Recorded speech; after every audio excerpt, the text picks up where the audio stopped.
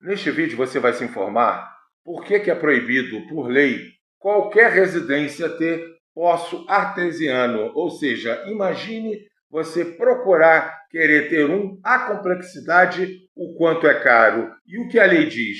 Eu sou o Vinícius. Está gostando do conteúdo do canal? Então, bem-vindo, bem-vinda. Se inscreva.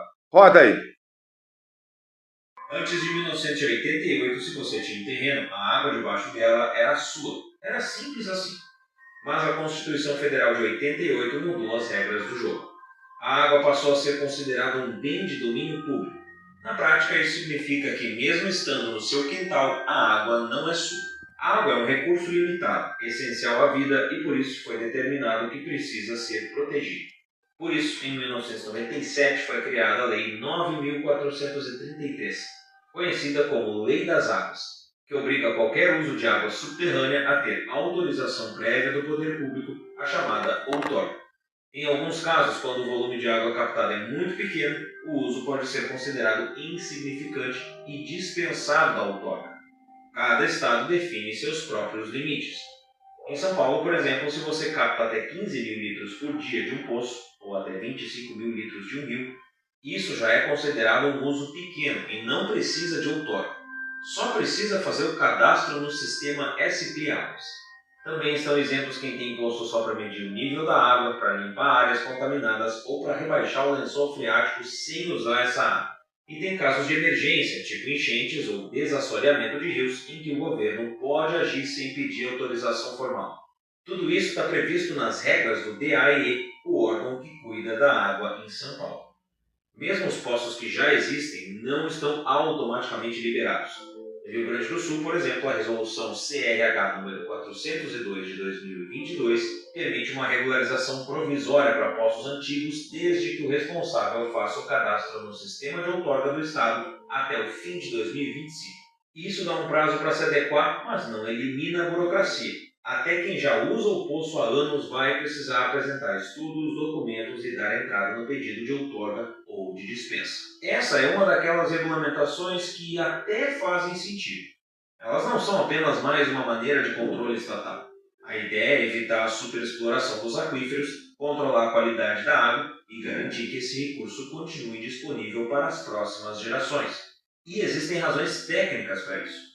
Isso porque o poço é uma fonte finita, depende da recarga dos poços e da água da chuva. Se todo mundo tiver poço, a água embaixo da terra seca. E tem também o risco invisível, a contaminação dessa água. Então, no papel, a regulamentação até tem o seu propósito. Mas aqui começam os problemas. Essa regulamentação criou um conflito de interesses gigantesco. Se todo mundo tiver poço, a concessionária não ganha com a distribuição da água. Regularizar um poço artesiano no Brasil é caro, demorado e complicado. Isso é um dos motivos pelos quais 88% dos poços no Brasil são irregulares. O processo pode custar dezenas de milhares de reais, sem contar possíveis adequações técnicas. E envolve muitas etapas: licença de perfuração, estudos hidrogeológicos, laudos técnicos, análises de qualidade, outorga de uso, cadastro em múltiplos órgãos, instalação obrigatória de hidrômetro. A lista não acaba. Só para você ter uma noção da complexidade, mesmo em uma praça pública que usa a água do poço apenas para vaso sanitário e irrigação, precisa de autorização do Estado. E tem mais, apenas o governo do Estado pode autorizar. Os municípios não têm essa competência. Ou seja, mesmo conhecendo melhor a sua realidade local, a prefeitura da sua cidade não pode autorizar o seu poço. E aqui a coisa fica interessante. A Lei 11.445 de 2007 estabelece que quem tem ligação com a rede pública não pode usar fonte alternativa de água ao mesmo tempo. A lei fala que a instalação hidráulica predial ligada à rede pública de abastecimento de água não poderá ser também alimentada por outras fontes. E ainda assim, quem tem poço regularizado e não usa a rede pública ainda pode ser obrigado a pagar a taxa de esgoto para a concessionária. A lógica é simples. Toda a água que entra na sua casa precisa sair como esgoto. E se há rede de coleta disponível, você paga mesmo não usando a água da empresa. Mas nem tudo é conspiração econômica. Existem preocupações técnicas reais que justificam parte da regulamentação. O risco é real. Poços muito próximos podem interferir uns nos outros, reduzindo a vazão disponível. Tem também a questão da contaminação. Dependendo da região, os poços podem estar expostos a rejeitos industriais, fossas, agrotóxicos ou combustíveis. A água contaminada com metais pesados, nitrato ou coliformes pode causar sérios problemas de saúde. Em situações de estiagem, o problema se agrava. O DRH, que é o Departamento de Recursos Hídricos do Rio Grande do Sul, por vezes proíbe o uso da água de poços, mesmo regularizados, quando a captação é para atividades não essenciais, como lavagem de carro e calçados, e permite só para indústrias alimentícias e coisas nesse sentido. Faz sentido priorizar a água para alimentação em vez de lavagem de carro durante uma seca severa. Nas áreas rurais, o poço artesiano muitas vezes é a única opção de acesso à água, mas mesmo nesses casos o processo é burocrático e pode ser caro.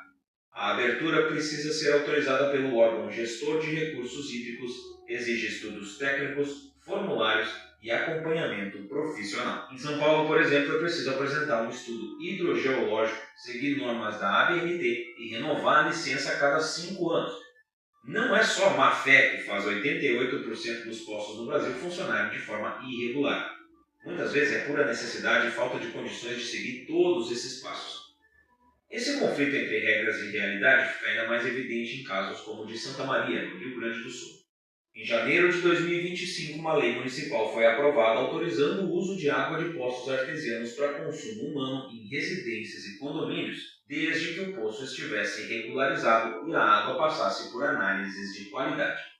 A ideia era simples: dar ao cidadão o direito de usar uma fonte alternativa sem depender exclusivamente da rede da Corsan. A Corsan é a companhia estatal responsável pelo abastecimento de água e tratamento de esgoto em grande parte do Rio Grande do Sul. Mas a Corsan reagiu. Argumentou que essa lei é inconstitucional porque o município não pode legislar sobre recursos hídricos, que são de competência estadual e federal. Com base na Lei 9.433 de 97 e na resolução do Conselho de Recursos Hídricos do Rio Grande do Sul, a concessionária defendeu o fechamento dos poços, mesmo que estivessem dentro das exigências da nova lei municipal. Na prática, isso virou uma disputa entre esferas de poder, o município tentando flexibilizar, o governo do estado endurecendo, e quem fica no meio disso tudo é o morador, sem saber como fica a situação do poço dele. A questão fica bem mais complexa quando a gente imagina que, se um prédio tem água da concessionária e água do poço ao mesmo tempo, e uma pessoa ingere a água do poço e morre por conta disso, a concessionária poderia ser responsabilizada. Em um caso de 2018, o Tribunal de Justiça do Rio Grande do Sul proibiu um condomínio residencial de usar um poço artesiano para consumo, mesmo com o poço regularizado.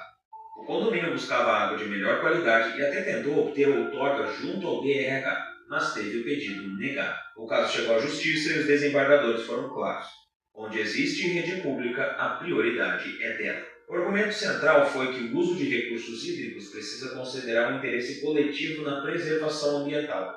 Segundo a decisão, não se está aqui apenas a tratar de saneamento básico, mas de tutelar um bem maior: o direito de todos ao meio ambiente ecologicamente equilibrado. Esse julgamento reforça o que vem sendo aplicado em todo o estado. Ainda que o cidadão queira seguir a lei, o entendimento é que a água subterrânea deve ser reservada para situações específicas, como atividades industriais ou rurais. No caso de zonas urbanas com rede disponível, a prioridade é manter o controle público e evitar riscos maiores para o coletivo. No Rio Grande do Sul, estima-se que existam mais de 400 mil domicílios abastecidos por poços irregulares. Um dos motivos para isso é que, em muitos casos, manter um poço pode ser mais caro do que usar a água da rede. Ele exige monitoramento constante, análises frequentes e, mesmo quando não é para consumo humano, ainda precisa de autorização. O poço artesiano virou um símbolo de uma discussão muito maior sobre o papel do Estado na vida do cidadão. De um lado, temos preocupações ambientais legítimas. A água é mesmo um recurso finito que precisa ser preservado. Poços mal feitos podem contaminar aquíferos e o uso descontrolado pode esgotar reservas subterrâneas. Do outro lado, temos um sistema burocrático que cobra milhares de reais para autorizar algo que deveria ser direito básico, que demora meses para aprovar casos óbvios e que às vezes nega acesso à água mesmo quando não há alternativa. Gente, tivemos uma aula agora, né, sobre poço artesiano, suas consequências pelo mau uso e o benefício pelo bom uso, que exige leis rigorosas e fiscalização que o Brasil não é sério e não tem. Deixe seu comentário gentil